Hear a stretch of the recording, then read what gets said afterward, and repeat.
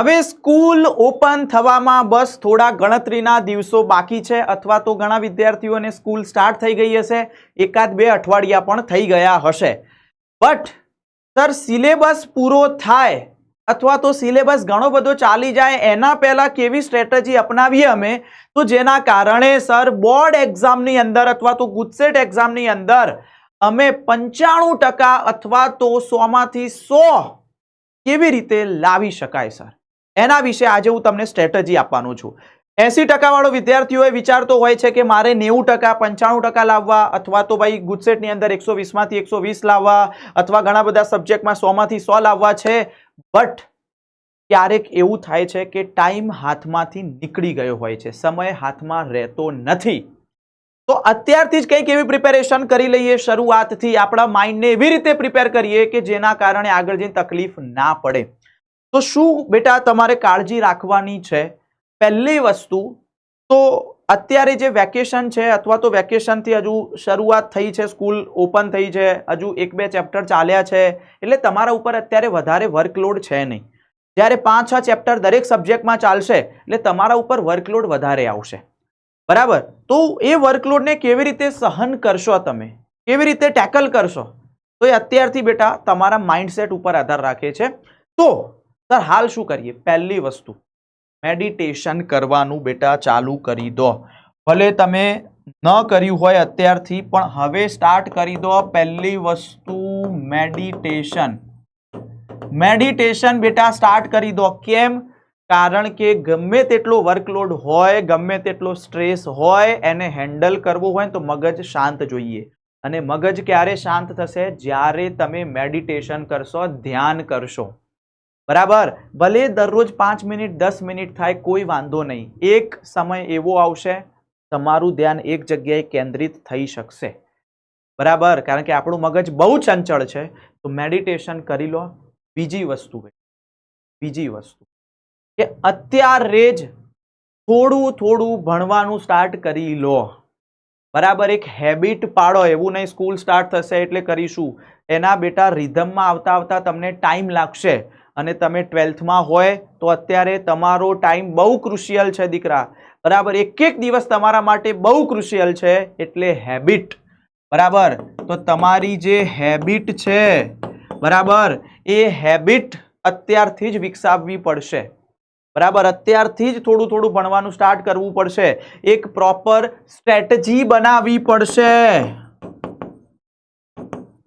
Proper strategy બનાવવી પડશે કે ફિઝિક્સ, કેમેસ્ટ્રી, બાયોલોજી કે મેથ્સ છે તો સર હું એમાં કઈ રીતે ટાઈમ આપું કે જેના કારણે મને તકલીફ ન પડે અને હું આસાનીથી 90 અથવા 95 ઉપર અથવા તો 100માંથી 100 લાવી શકું.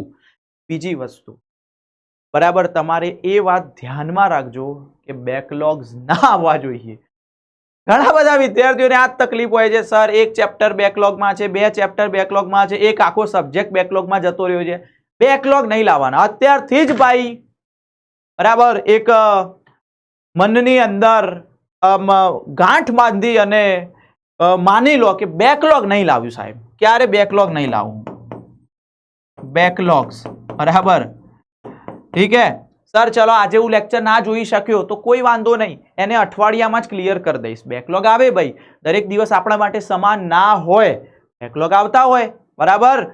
હા, જેમ કે બીમાર પડ્યા, ઘરે મહેમાન આવ્યા, ક્યાંક કોઈ ફંક્શનમાં જવાનું થયું, બટ એ બેકલોગને 1 વીકમાં હું પૂરું કરી નાખીશ, બરાબર?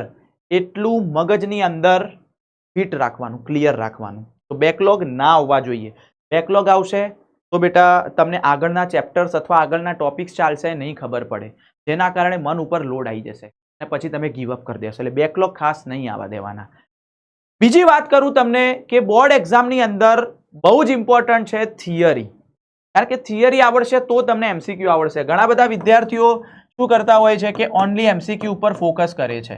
ના ભાઈ, શું કામ એમસીક્યુ ઉપર ફોકસ ઓનલી કરે છે? યાર રટ્ટા નહીં મારવાના, આપણે ગોખવાનું નહીં. પહેલા થિયરીના કન્સેપ્ટ બહુ મજબૂત આવડવા જોઈએ, તમારા કમ્પ્લીટ હોવા જોઈએ, અને પછી એમસીક્યુ સોલ્વ કરો.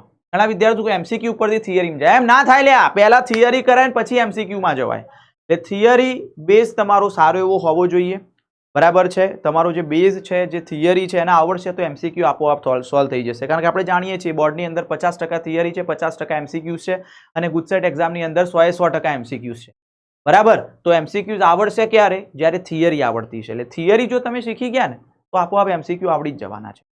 અને જો તમારે થિયરીના બધા જ કન્સેપ્ટ ક્લિયર કરવા છે ધોરણ 12 સાયન્સની અંદર, ચાહે તમે ઇંગ્લિશ મીડિયમમાં હોય કે ગુજરાતી મીડિયમમાં હોય, તમારે બોર્ડ એક્ઝામમાં સારામાં સારા માર્ક્સ લાવવા છે, પૂરેપૂરા માર્ક્સ લાવવા છે, અથવા ગુજસેટ એક્ઝામમાં 120 માંથી 120 માર્ક્સ લાવવા છે.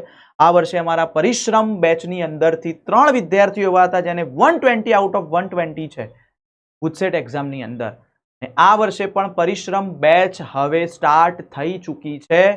તો જો તમારે થિયરી અને MCQ નો બેઝ સ્ટ્રોંગ કરવો હોય તો તમે જોડાઈ શકો છો પરિશ્રમ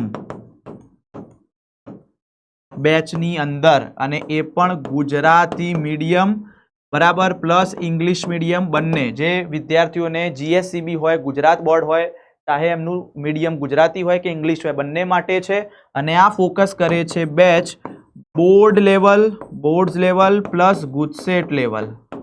તો બોર્ડ અને ગુજસેટ બંને માટે ફોકસ કરે છે, એના માટે ડિઝાઇન કરવામાં આવી છે. તો ખાસ દીકરાઓ, તમે પરિશ્રમ બેચમાં આવશો તો અમે બેટા અમારી જે સ્ટાર ફેકલ્ટીઝ છે એ તમને એ વેમાં ભણાવે છે, એવી રીતે પ્રિપેર કરાવે છે કે જેના કારણે તમે જે સેલ્ફ બેટા મહેનત કરો છો ને એ થોડીક ઘટી જાય.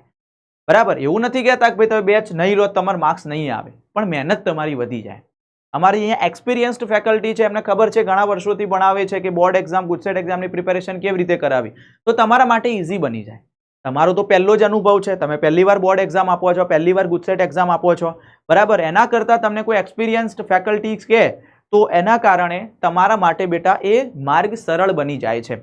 તો જો તમે બોર્ડ એક્ઝામની અંદર 90 ઉપર માર્ક્સ લાવવા માંગો છો, અથવા તો ગુજસેટ એક્ઝામની અંદર 100 ઉપર આસાનીથી લાવવા માંગો છો, અથવા તો ઘણા બધા સબ્જેક્ટમાં 100 માંથી 100 લાવવા માંગો છો, અથવા ગુજસેટની અંદર 120 માંથી 120 માર્ક્સ લાવવા માંગો છો, તો કમેન્ટ કરો. મારે આજે જોવું છે કે ગુજરાતના કયા એવા તેજસ્વી તારલાઓ એ આટલામાંથી આટલા માર્ક્સ લાવવા ઈચ્છે છે. જેમ કે ગુજકેટમાં 120 માંથી તમારો ગોલ કેટલો છે? 120 નો છે, 118 નો, 15 નો.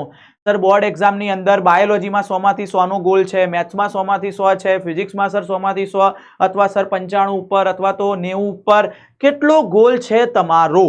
કમેન્ટ કરો. આજે જોઈએ આપણે, બરાબર. અને જો પરિશ્રમ બેચ તમે લઈ લીધી તો વાલા 100% હું તમને ખાતરી આપું છું તમારી જે પ્રિપેરેશન છે એકદમ ઈઝી બની જશે બોર્ડ અને ગુજસેટ લેવલ માટે.